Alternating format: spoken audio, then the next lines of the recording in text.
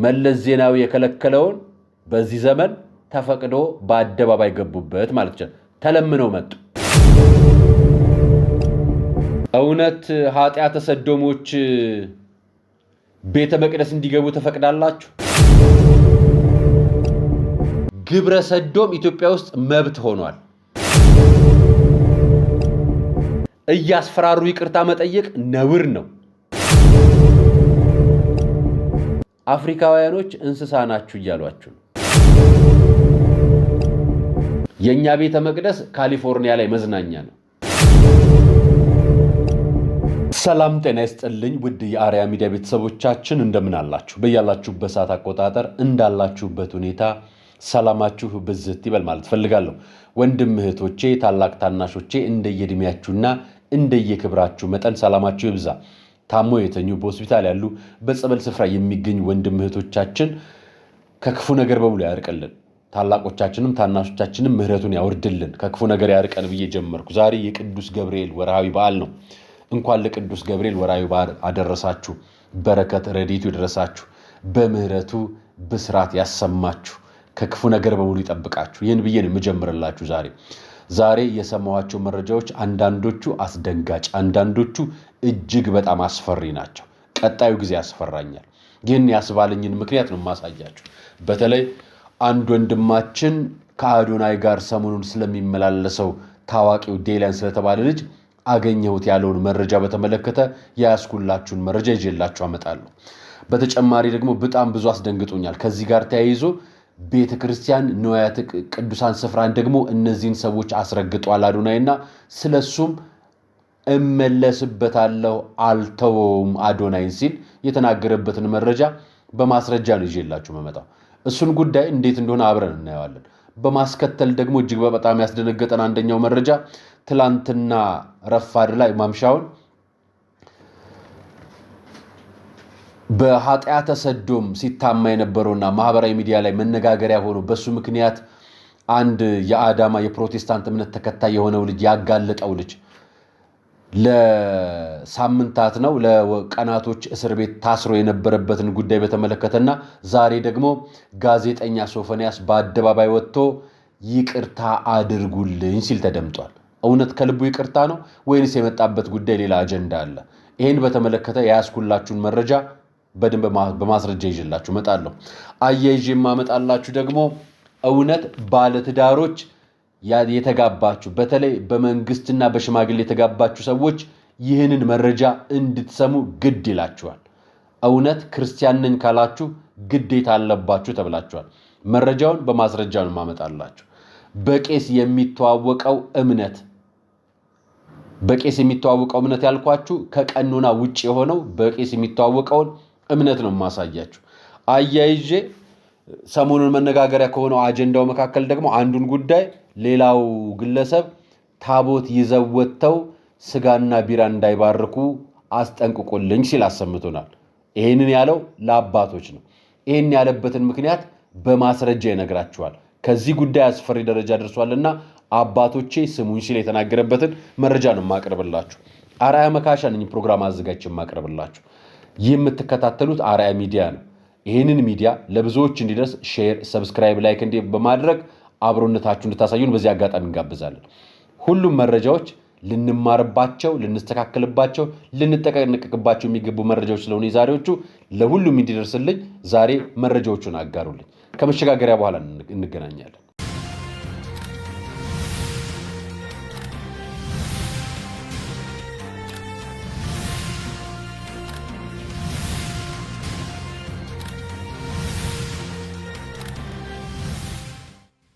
አመሰግናለሁ። የመጀመሪያው መረጃ ዴላን ፔጅ ኢትዮጵያ መጥቶ ማስተዋወቅ ከጀመረ በኋላ ወይ ደግሞ ዴላን ፔጅን ሄዶ አዶናይ ከእንግሊዝ ከአርሰናል ጨዋታ ጀምሮ ፈልጎት አግኝቶት ለወራት ተጻጽፎት ይዞት ከመጣ በኋላ እና ኢትዮጵያን ከተለያዩ ከአዲስ አበባ ጀምሮ የተለያዩ ኢትዮጵያ ከተሞች ላሊበላንም ሐረርንም የተለያዩ ቦታዎች ላይ መነጋገር የሆነ አንድ ጉዳይ ተነስቷል።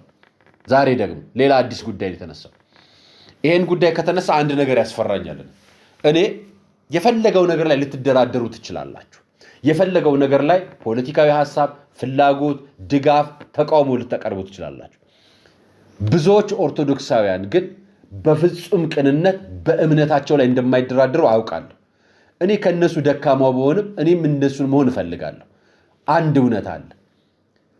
ዓለም በጣም በብዙ ሃይማኖት አልባና ሃይማኖታዊ እንቅስቃሴዎችን በኢትዮጵያ ላይ ማድረግ እንደሚፈልጉ በተደጋጋሚ አይተናል። ለምሳሌ ኤልጂቲቢኬ የሚንቀሳቀሱ የኃጢአተ ሰዶሞችን ጉዳይ ላሊበላን መተን እንጎበኛለን ባሉ ጊዜ ይመስለኛል ቀደም ብሎ በነበረው መንግስት ነፍሳቸውን ይማረውና በጠቅላይ ሚኒስትር መለስ ዜናዊ ጊዜ እንደው ከደፈሩ ይሞክሯት የተባለበትን አጀንዳ ታስታውሱታላችሁ፣ አትረሱትም መቼም። እና ይሄ ጉዳይ በሳቸው ባይሳካ በሌላ በኩል ተሳክቶልናል የሚያሰኙ አንዳንድ አጀንዳዎች አሁን በአዶናይና በዲላይን ፔጅ በኩል እየተወሩ ናቸው። እነዚህን ወሬዎች ሐሳቦችን ያነሳልን ወንድማችንን አግናጢዮስን። በነገራችን ላይ በጣም ብዙ መረጃዎቹ በጣም ብዙ ጠቃሚ ነገሮች አሉ። እንዲህ አይነት ወንድሞች ሊበረታቱ ይገባል። በዚህ መረጃ ግን እሱ ያገኘውን መረጃ አላጋራችሁ። አቡነ ኤርሚያስ ግን አሉ? ሲኖዶሱ በእውነት አለ? ቤተ ክህነቱስ አለ ወይ? የማንም የግብረ ሰዶም መጫወቻ ሲሆን ቅዱስ ላሊበላ አይ ሀገርን ሊያሳውቅ ነው ታሪክን ሊያሳውቅ ነው እያላችሁ በዩቲዩቡ ትጃጃሉብናላችሁ፣ በቲክቶኩ ትጃጃሉብናላችሁ። ይሄ ግብረ ሰዶም ነው ስለ ቅዱስ ላሊበላ ለዓለም ሊያስተዋውቀው የሚችለው? ቅዱስ ላሊበላ እኮ የከበረ አባት፣ ስላሴ መንበር ቀድሞ የከበረ ማለት ነው። በእንደዚህ በውዳቂና በርካሽ ሰዎች አይደለም ቅዱስ ላሊበላ የሚከብረው። አብረኸው እየዞርክ ላለው በቅርቡ እመጣብሃለሁ፣ ጠብቀኝ፣ ምንም ችግር የለውም። ነገር ግን በጣም ነው የሚያስተዛዝበው። ሆድ አደር አግናጢዮስ የቲክቶክ ገጹ ነው፣ እኔ የማውቀው በሱ ነው። በነገራችን ላይ በጣም ጎበዝ ልጅ ነው። በብዙ መረጃዎቹ በማውቀው ብዙ ጊዜ መረጃዎቹን በማስረጃ ነው የሚያቀርባቸው። እኔ አንድ ነገር ልጠይቃችሁ፣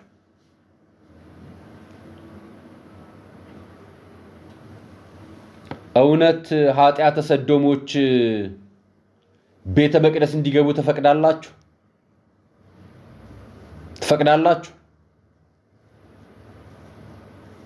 አሁን አግናጢዮስ እየነገረን ያለው ኃጢአተ ሰዶሙ በሰሜን ወሎ በብፁዕ አቡነ ኤርሚያስ ሀገረ ስብከት በላሊበላ በጉብኝት በማሳወቅ ስም መጥቶ ሲጎበኝ ነበረ እያለን ነው መረጃ። ወንድማችን ያገኛቸው መረጃዎች ይኖራሉ። እኔ ማህበራዊ ትስስር ገጽ ላይ ፈልጌ መረጃዎች ሞክሬያለሁ። እሱ ያገኛቸው መረጃዎች ቢያጋራን በጣም ደስ ይለኛል። አሁን የሚያሳየን ምስል ላይ እንደምታዩት ተቃቅፎ ሌላ አይነት ሪያክት ለማድረግ ሲሞክሩ የሚያሳዩ ገጾች አሉት። 19.6 ሚሊዮን ተከታይ አለው በዚህ ሰዓት ማለት ነው። አሁን በመነግራችሁ ሰዓት አዶናይ 1-2 ሚሊዮን ጨምሩበትና እኔም የዓለም ታዋቂ መሆን እፈልጋለሁ ሲል ነበር እያየን ነበር። ይሄ ልጅ እውነት ኃጢአተ ሰዶም ነው? ኃጢአተ ሰዶም እስከሆነ ካልሆነስ በምን ማረጋገጥ እንችላለን? ገጹ ላይ ገብቼ ዌብሳይትም ላይ ሰርች አድርጌ ከሞከርኩት ነገር አንፃር እኔ ያገኘሁት መረጃ ስለዚህ የግል የፍቅር ግንኙነቱን በተመለከተ በማህበራዊ ትርገጹ ላይ የለቀቀው ማስረጃ የለም ሲል ምናልባት ያው እንግዲህ ጎግል ሸፍኖለት ይሆናል። ነገር ግን የሚያስጠረጥሩ በጣም ብዙ ነገሮችን በማስረጃ በቪዲዮም ጭምር ነው ያሳየን አግናጢዮስ። እውነት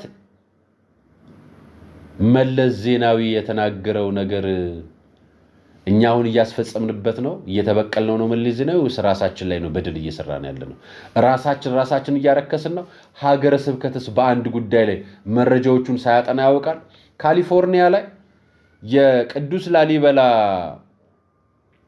ትክክለኛው አይነት ቅዱስ ላሊበላን የሚመስል ቅርጽ ያለው ቤተ መቅደስ ገንብተው ዝንጀሮዎችን ወይ ደግሞ ቺምፓንዚዎችን እዛ ውስጥ አስቀምጠው ዙ ውስጥ ፓርክ መዝናኛ አድርገውታል።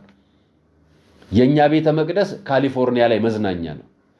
የኛ ቤተ መቅደስ ያኔ የተከበረ ነው። ኃጢአተኛ አይደለም እንዳይገባ የሚከለከለው፣ ኃጢአተ ሰዶም የሆነና ይሄንን አስፋፋለሁ የሚል ቅዱስ ስፍራ እናራክሳለን የሚል ዘመቻ ነበር የተከፈተው። አሁን ይሄ ጉዳይ በአዶናይና በዲላይ ተፈጽመው ይሆን? ጉዳዩን በደንብ እንድታዩት ፈልጋለሁ። በዚህ ጉዳይ ላይ ይሄን የሰው አጽም ሲያሳየው ታስታውሳላችሁ። ይሄን ሰው አጽም የሚያሳይበትን ቪዲዮ አሳይቻችኋለሁ።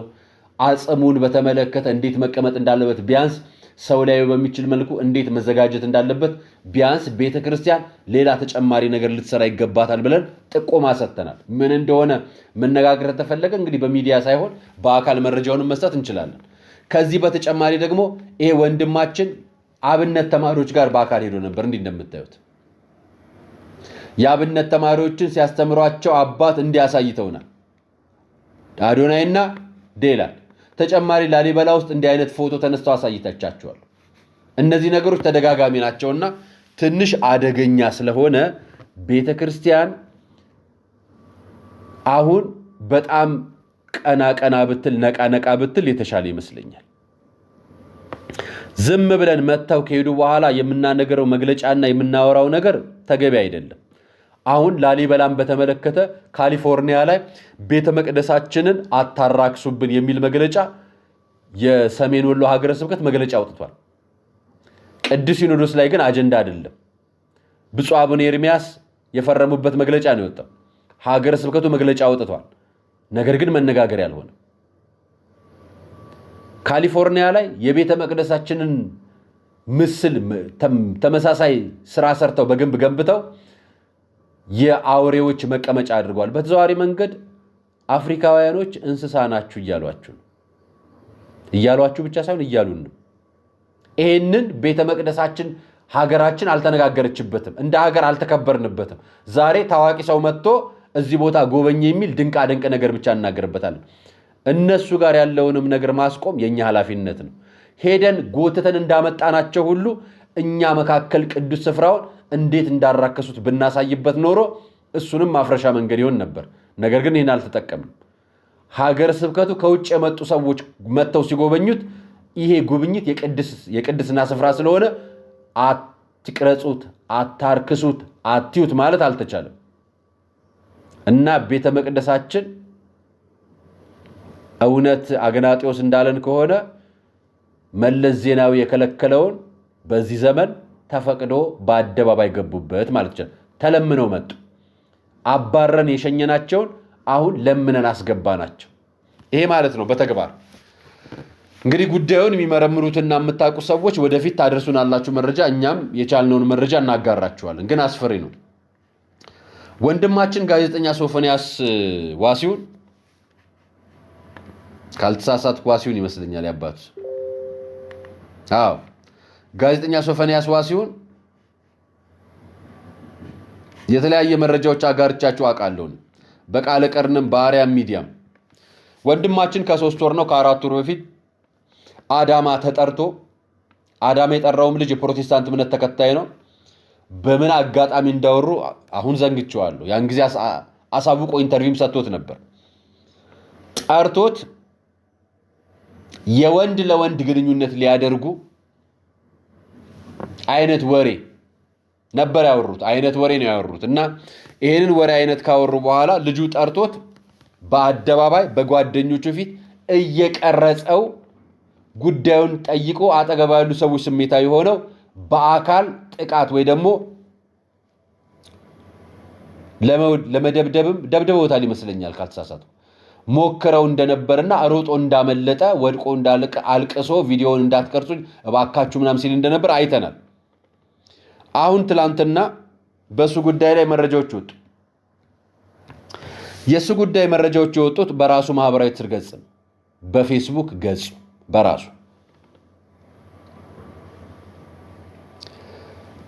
በግብረ ሰዶም የተጠረጠረው ሶፎንያስ በሱ ምክንያት እሱ ወዲያውኑ ሲጠፋ እሱን በአደባባይ ለህዝብ ያጋለጠው ወጣት ወንድም የፕሮቴስታንት እምነት ወንድማችን ፖሊስ አሰረው። ብዙዎች ደግሞ ይሄ ልጅ ራሱ እሱ ስለሆነ ይሆናል ብለውት ሞራሉንም ጭምር ነኩት። ወደ አደባባይ ወጥቶ ተናገረ።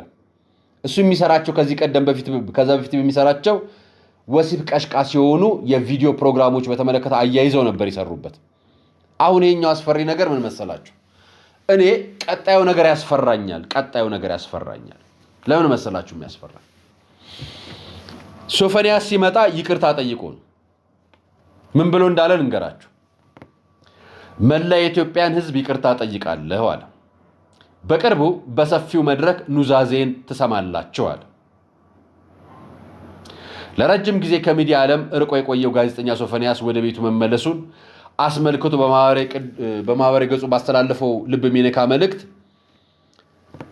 ኢትዮጵያውያን ሕዝብና አድናቂዎችን ይቅርታ ጠይቋል። ይሄ ዜናዎች የዘገቡት ነው። ጋዜጠኛው ባስተላለፈው ስሜት ቀስቃሽ መልእክት ተመስገን ለቤቴ በቅቻለሁ፣ መድኃኔዓለም ስለማረኝ ለታላቁ ክብር ስላበቃኝ ደስ ብሎኛል ካለ በኋላ ወዳጆቼና አድናቂዎቼ መላው ኢትዮጵያ ሕዝብ አንገታችሁን አስደፍቻችኋለሁና ከልባችሁ ይቅር በሉኝ ሲል ጥሪ አቅርቧል። በመቀጠልም ቅዱስ ቃሉ የበደላችሁን ይቅር በሉ እንደሚል በማስታወስ ሕዝቡ በእግዚአብሔር ስም ይቅር እንዲለውና በጸሎት እንዲያስበው ጠይቋል። ጋዜጠኛ ሶፎንያስ አክሎም እንደ እግዚአብሔር ፈቃድ በቅርቡ በሰፊው መድረክ ኑዛዜን ትሰማላችሁ፣ ብዙ የምናገረው አለኝ በማለት በቅርቡ ይፋዊ ማብራሪያ እንደሚሰጥ የገለጸ ሲሆን መልእክቱንም አትፍረድ ይፈረድብሃል በሚል ቃል ገልጿል ሲል ገልጿል። በማብራሪያ ገጹ የለጠፈው ይህንን ነው ራሱ ማለት ነው። ተመስገን ለቤቴ በቅቻለሁ፣ መድኃኔዓለም ስለማረኝ ለታላቁ ክብር ስላበቃኝ ደስ ብሎኛል አለ። ወዳጆቼ አድናቂዎችና መላው ኢትዮጵያ ሕዝብ አንገታችሁን አስደፍቻችኋለሁና ከልባችሁ ይቅር በሉኝ። ቃሉ የበደላችሁን ይቅር በሉ ይላልና እናንተም በእግዚአብሔር ስም ይቅር በሉኝ፣ በጸሎታችሁ አስቡኝ። እንደ እግዚአብሔር ፈቃድ በቅርቡ በሰፊው መድረክ ኑዛዜን ትሰማላችሁ። ብዙ የምናገረው አለኝ። እጅግ እወዳችኋለሁ፣ አከብራችኋለሁ። አትፍረድ ይፈረድብሃል የሚል ገጽ አስቀምጧል።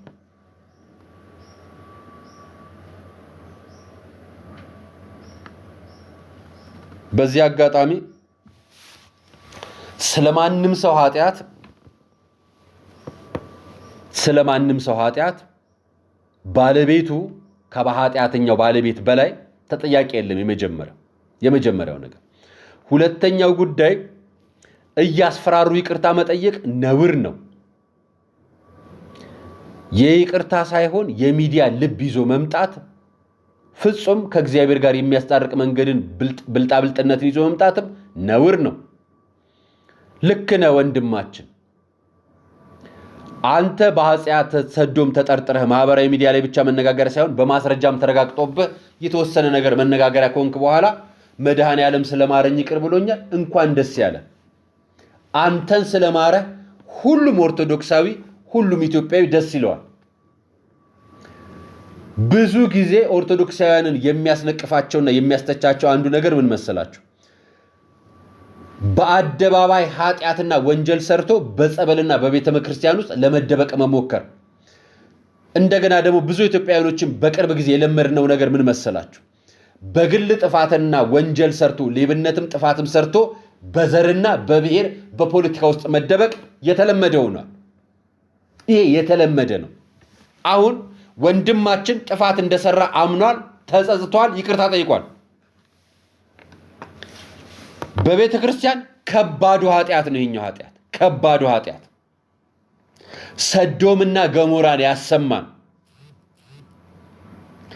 ሎጥን ባለቤቱን እንደዚያ ሆና እንድትቀር ያረጋት አስፈሪው በጣም ከባዱ ጸያፉ ነገር ነው። ያ ማለት አንድ ምዕመን በንስሐ ለመመለስ ጊዜው በጣም አጭር ነው።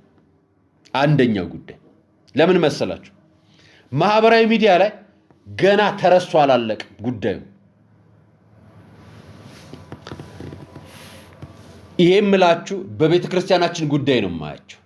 በቀኖና በዶግማችን ስርዓት በሕገ ቤተ ክርስቲያን ስርዓት ገብታችሁ ብታዩት አንድ ጳጳስ አንድ ካህን ሲያጠፉ ለምን ያህል ጊዜ ቀኖና እንደሚሰጣቸው ታውቃላችሁ።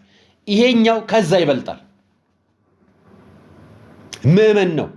መንፈሳዊ ዕውቀት፣ መንፈሳዊ ስነ ልቦናዊ እድገት ሁሉ ነገር ይወስነዋል። በነገራችን ላይ ንስሐ ለመስጠትም ለመቀበል በ10 ደቂቃም ንስሐ አባት ንስሐ ሊሰጥ ይችላል።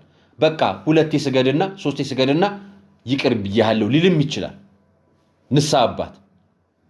እግዚአብሔር ይቅር የሚለው በንስሐ አባቶቻችን የሚነግረን። ስለዚህ እንግዲህ ንስሐ አባት ነው ይህን ኃላፊነት ያለባቸው። አንተ ደግሞ የምትሰራው ስራ የማህበራዊ ሚዲያ ስራ ነው ወይ ደግሞ የሚዲያ ስራ ነው። ሚዲያ ደግሞ ሰዎች ፊት የመጋለጥ እድሉ ሰፊ ነው። ሌሎችን ለማሳሳት እድሉ ሰፊ ነው። ሌሎችን ለማሳሳት ሼር ያደረገው ለቴዎድሮስ ተክለአረጋይ ነው እንደምታዩት።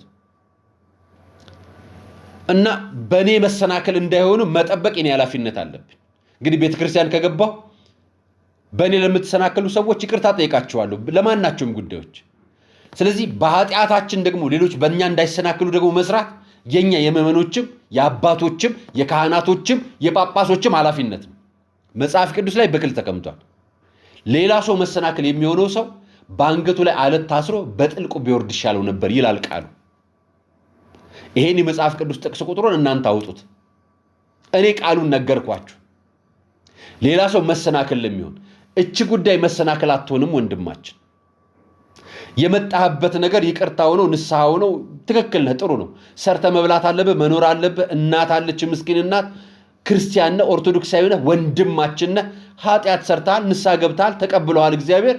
እኛ ከእግዚአብሔር በላይ የበደልከው ሰው የለም፣ የበደልከው ፈጣሪ የለም። እኛን በግል አልበደልክን። እንደ ኃጢአት ግን እርግማን ልታመጣብን ነበር፣ ክፉ ነበር። አንተ ብቻ ሳትሆን ይሄን ለሚያደርጉ ለእንደኛም አይነት በኃጢአት ለምንሰራ ለምንሰናከል ለምናሳከናክል ሰዎችም ሌሎች ኃጢአት ነንና ብዙ ነገር ወደ ሚዲያ ባይወጣ አንደኛው ነገር ምናልባት ሌሎች እድል መስጠት የምትችሉ ሰዎች ካላችሁ ስራ ብትሰጡት ሌላ እድል። እንዲህ አይነት ነገሮች አሁንም አወዛጋቢው ነገር መጥቶ መብት እንደሆነ እንዲታይ ስለሚያደርግ እኔ ይሄንን በሃይማኖት ደረጃ ነገርኳችሁ። በህግ ደረጃ ልንገራችሁ። ይሄ ልጅ ፈጽመዋል አልፈጸመም? ይሄንን ያጋለጠው ልጅ ያሰረው የጸጥታ መዋቅር የመንግስት አካል ይሄን ሶፎንያስን ጠርቶ ማናገር የለበትም አለበት? ያንን ልጅ ለምን አሰራችሁት ታዲያ? ካሰራችሁት የታሰረበት ጉዳይን ጠርቶ መማከርና በምስክር ፊት መነጋገር የእናንተ ኃላፊነት ነው። የጸጥታ መዋቅር አካላት አናግራችሁት፣ ፈረዳችሁበት፣ ጠየቃችሁት፣ ፍርድ ቤት አቀረባችሁት፣ አሟገታችሁት ወይንስ ግብረ ሰዶም ኢትዮጵያ ውስጥ መብት ሆኗል? በእግዚአብሔር ፊት በኃጢአት እንጠየቃለን፣ በህግ ፊት በወንጀል እንጠየቃለን። አሁን የምናወራው ስለ ሁለቱም ከሆነ የትኛው ነው የሚጠይቀን? በኃጢአት አይደለም ብለው ፍርድ ቤት ላይ ነው የምናሳየው ወይስ አይደለም? እሱን አያለንም አይደለም? እግዚአብሔር ከሆነ ስለማረኝ ይቅርታ ጠይቄያለሁ አለና ይሄ ወንድማችን ብዙዎች በቪዲዮ ይቅርታ ይጠይቃል፣ ይሄ ልጅ የሰራውን ነገር አምኖ ይቅርታ ሊጠይቅ ነው ብለው መነጋገሪያ ባደረጉት ሰዓታት ከጠበቀ በኋላ ይሄን ቪዲዮ ሰራ፣ ይሄን ማስረጃ ለቀቀ። የአስቸኳይ የድረሱልኝ ጥሪ ሶፎንያስ ይቅርታ ብቻ ሳይሆን የድረሱልኝ ጥሪም ነው ያቀረበው።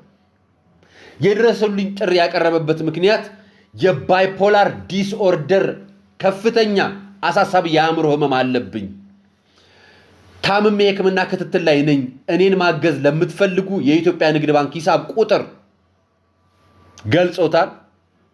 በሚለው አግዙኝ፣ መድኃኒት መግዣ የለኝም፣ እባካችሁ ህይወቴ እንድታደጓት በእግዚአብሔር ስም እማጸናለሁ ሲል ትስር ገጹ ላይ ለቋል። ይቅርታ አድርጉልኝ፣ በማርያም ድረሱልኝ፣ በእግዚአብሔር ድረሱልኝ፣ እግዚአብሔር ምሮኛል ካለ በኋላ አሁን ደግሞ በድጋሚ ይሄን እያቀረበ ነው። ወንድማችን እውነትም ባይፖላር ዲስኦርደር አለበት ብለን ልናምን ነው። በነገራችን ላይ ባይፖላር ዲስኦርደር የእድሜ ልክ የአእምሮ ህመም ነው። አንደኛው ነገር ባይፖላር ዲስኦርደር በስሜት በጉልበት በእንቅስቃሴ በተለያዩ ትኩረት ላይ ከፍተኛ ለውጦችን በተለያየ ጊዜ የሚያደርግ ነው። ይሄ የሚያሳየው አንዱ ነው። ከዚህ በፊት ማኒክ ዲፕሬሽን በመባል የሚታወቅ የአእምሮ ህመም ነው። አሁን ባይፖላር ዲስኦርደር ተብሎ ይጠራል። በጣም በተለዋዋጭ ስሜታዊነት የሚተለይና የሚታወቅ ማኒያም ወይም ሃይፖማኒ እና ዝቅተኛ ድብርት ዑደቶችን በተደጋጋሚ የሚያከናውን ሁነት ነው።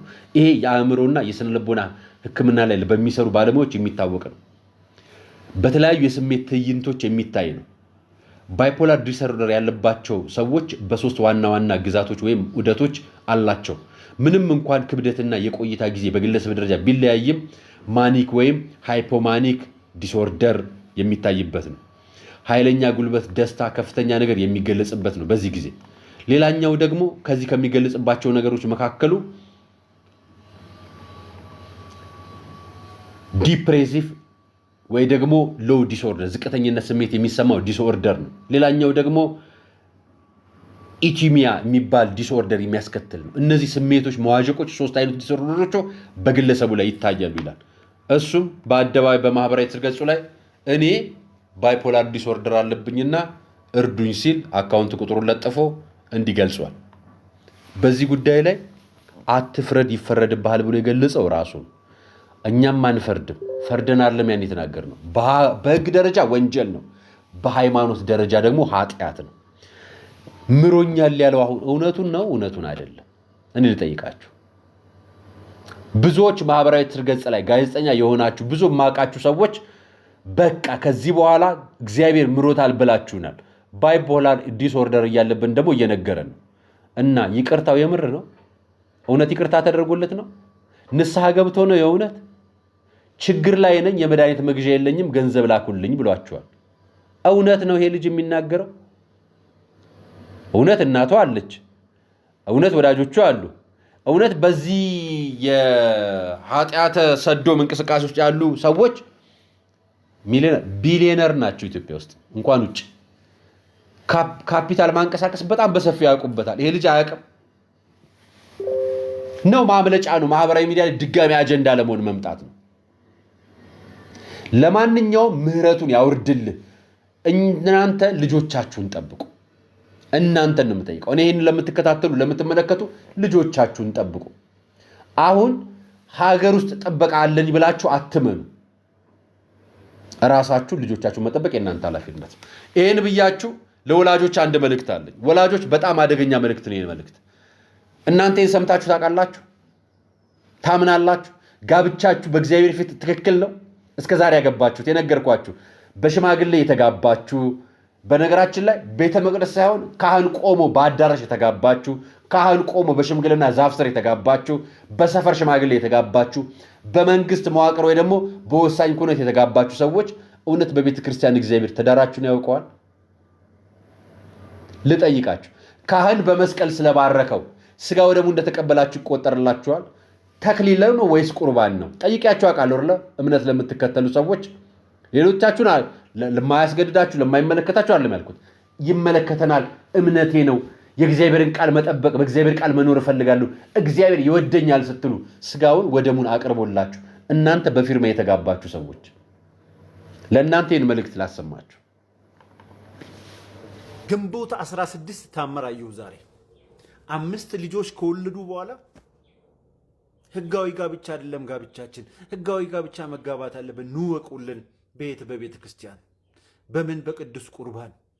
አረ ከዚህም በፊት ብዙ ወጪ አውጥታችኋል፣ ብዙ ፍሪዳ አርዳችኋል። ቤተሰቦቻቸው ብዙ ያላወጣችሁት ወጪ አይደለም። ይሄ ምድራዊ ነው። ይሄ ከኔ ጋር አይሄድም። ይሄ አይከተለኝም። ይሄ አያድነኝም። የሚያድነኝ ስጋና ደሙ ነው። በንስሐ መመላለሱ ነው። መወሰን በራስ ላይ ማለት ይሄ ነው። ወስኑ በራሳችሁ ላይ። ግንቦት 16 ያየሁት በጣም ደስ ብሎኛል በህይወቴ ውስጥ። እኔ ብዙ ነገር በድዬ ብዙ ነገር ከበደልኩ በኋላ በንስሐ ቅዱስ ቁርባን ተቀብያለሁ። አዲስ ሰው ነኝ። አዲስ ህይወት እኖራለሁ። በድያለሁ፣ አጥፍቻለሁ። በንስሐ ግን እታጠባለሁ። ምንም አይነት ስህተት ቢኖርብህ፣ ምንም አይነት በደል ቢኖርብህ ዝም ብላችሁ በጭፍን ቁጭ ብላችሁ የስም ክርስትና ይዛችሁ የተቀመጣችሁ ሰዎች እባካችሁ ንቁ። እንድትነቁ እፈልጋለሁ። ብዙ ነገርን አይተናል። ብዙ ነገር ውስጥ ተዘፍቀን ወጥተናል። ብዙ ነገሩን ደግሞ አበላሽተናል። ይስተካከላል። የማይስተካከል ነገር የለም። መድኃኔዓለም የድንግል ማርያም ልጅ የማያስተካክለው ነገር የለም።